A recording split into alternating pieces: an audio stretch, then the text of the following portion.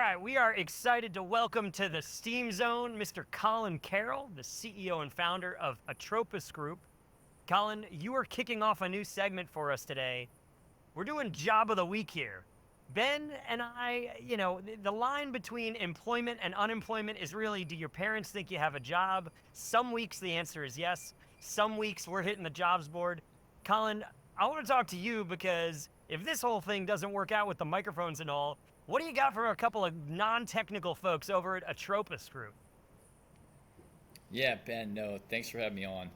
Um, Let me give you a quick background about the company because your listeners are going to hear that name. They're going to be like, what is that? We don't know what that is.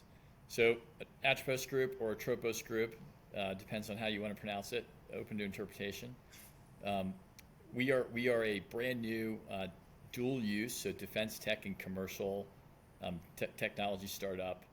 Just finished a pre-seed in July, so we're super nascent. We're in the hiring process.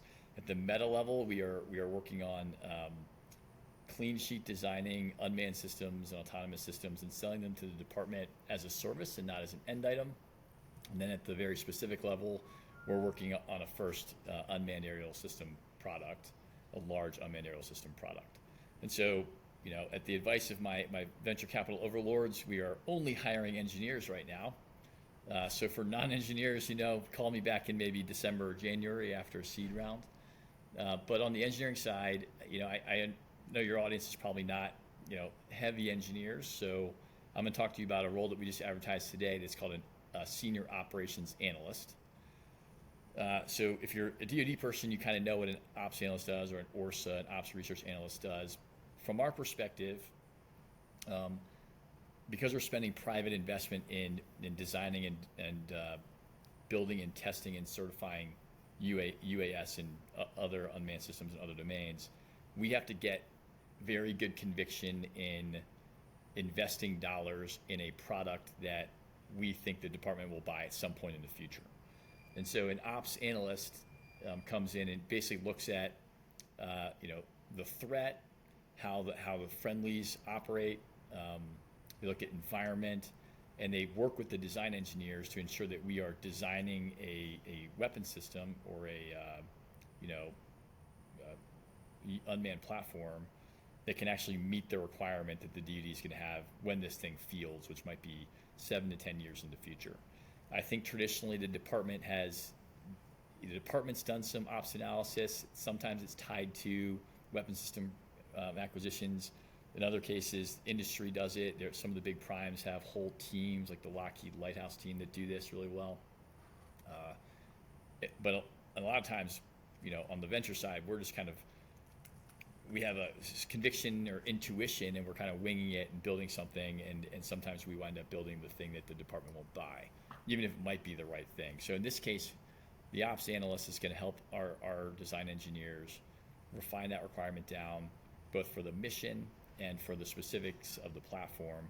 And then they'll move on to the next platform that we build, In addition to that, I think there's a whole shaping aspect to engaging the customer to ensure that they understand, hey, here's why we're making the trades that we're making on the platform. Here's how we see it fitting into the current mission and maybe adapting that mission in the future. Because some of the platforms that we're looking at, especially our first platform, they're going to be slightly weird for the department. These are platforms that don't fit neatly into, hey, this thing replaces an existing legacy platform. And so we'll have to do some shaping on that side. Cool. So if I'm thinking about maybe I'm at a cushy job at Google, things are going well, I get my iced latte in the afternoon and all the other massages and everything at Google, why would I want to come work with you? Yeah, I mean, not going to pick out any one large tech company, but my wife worked at a large tech company. I kind of look at those as I call them country clubs. So if you're sick of the country club life, right, it's a good life. Don't get me wrong, and some people want to enjoy that life. But if you're sick of it, you've been there for a couple of years, and you're like, man, I'm working 6 hours a day. I don't really see the results of my work in an impactful way. And if you want to join something that's potentially a little more risky, but also the reward is a little higher at the stage they're at right now, then you want a clean sheet design aircraft that both commercial carriers use to deliver cargo, in the defense, defense community for use for other missions to include cargo, like I think we're the right place. And we're hiring, a whole team. We're well funded. I can't mention our investors, but these are tier one investors. We're well funded for a pre-seed, like really well funded for a pre-seed. Looking good going into seed. We're moving really quickly. I think Atropus Group would be a good place to look. We know, a lot of folks, 101 is, you pick a job title. I think 201 is you start to think about who are the people that you're going to be working with. So for this role, you're talking about the senior ops analyst. Who is that person get to work? Are they working with you? Is there someone else on the team? Who should they be thinking about as the people they're going to be learning from, taking direction from, and hanging out with on a day in, day out basis?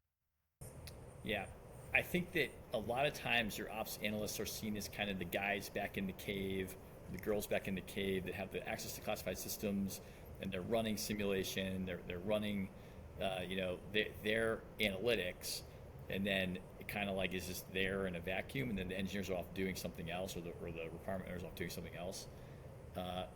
I've seen that happen on the DoD side for quite a bit. I think where we're trying to approach the world is like, I need to get conviction, and my team needs to get conviction in investing dollars right now in a thing that might field in 5 or 6 years.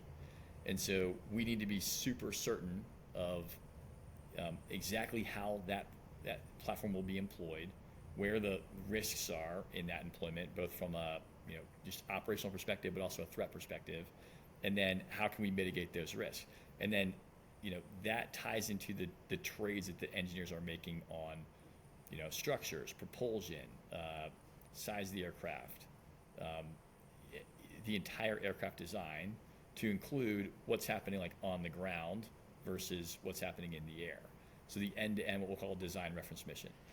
That ops analyst is going to be engaging heavily with the design team. So all the engineers I just mentioned, they're also going to be engaging heavily with the customer who actually has the requirement, but might not always understand.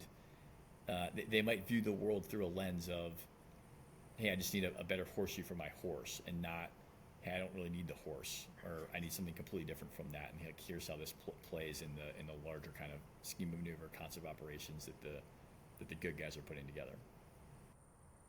Awesome. Well, I'm convinced. I'll have to get my investors to let me out of my role to apply, but we'll come back next time and figure it out.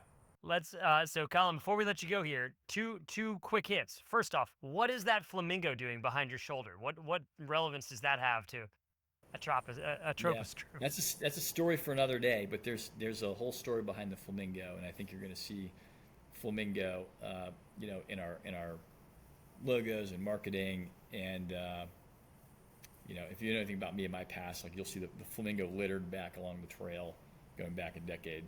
It's a different story. All right. Well, we will accept have the you job back to find out. We will follow up on that story. It's a thread to be pulled.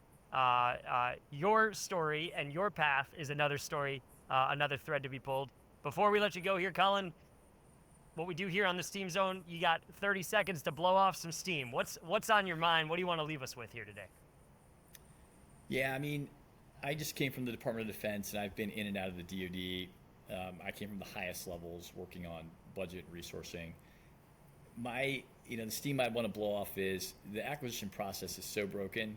I can tell you the team that's there now, it's a great team between the Senate Armed Services Committee and the House Armed Services Committee on the authorization side, the appropriators, the team in the building, the career civilians that have been there in A&S for a decade, in the services for a decade. I think that my read on that was, it was like triaging to the 5 or 6 things that we needed in order to win in the fight that we were looking at the time, in the theater we were looking at, trying to like knock those out and then move to the next 5 or 6 things. I think that acquisition reform, while noble, is not going to yield real results probably by the time that we actually have to go fight. And so that means we're going to fight with like basically the things that we have now, and then the things that private investment is going into that can move a lot faster than the acquisition process. And so, I would love to sell airplanes to the Air Force or boats to the Navy. I just don't see a realistic path to a program of record and a meaningful timeline where you're starting it from scratch. And so that's why we're going after the as a services model, which is I'm going to build a fleet, and then I'm going to sell those as firm fixed price operating hours, or pounds per cargo delivered, dollars per pound of cargo delivered, and that's the model that we're going after. And so, I'd love to try and fix the acquisition process, but I don't know. You gotta operate within it. Awesome. Well, thanks for sharing all that, and we'll start fixing the acquisition process next week. It's been going for a while. Colin Carroll, I keep fucking butchering this. Not Atropus Group. How do you say it? Atropus? Atropus Group, yeah. Atropus Group. Atropus Group is the company. Analyst is the role. Check it out. We'll link to it in the show notes. Colin, thanks for stopping by. Yeah, thanks, Ben. Thanks, Noah.